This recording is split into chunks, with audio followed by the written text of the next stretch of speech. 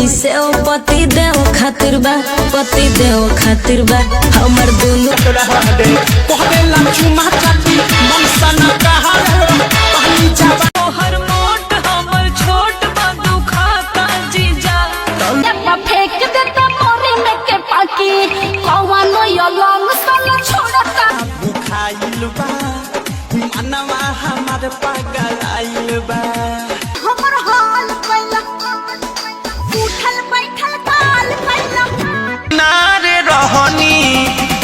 देवरे छिनारे कइले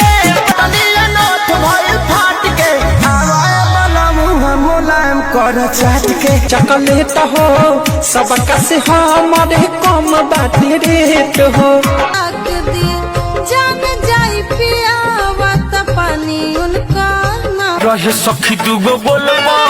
रात बैठ रही सैया के पोल पर डीजे पर कमर हिलावे ए कदर रूपवा पकीली हो कल जवानी के भावना बढ़ाव प्यार वाला सीढ़ी पर गाड़ी मोबाइल में पीन घुसे तो गे डीजे वाला करे करे अमर हकी तरजुई के पाल रहे डोले धीरे धीरे मिस छुए रोडियानी बिना भाताट के हो मन कैसे महानी पर देह समय कैसे दो जरूर जबरदस्त करेला।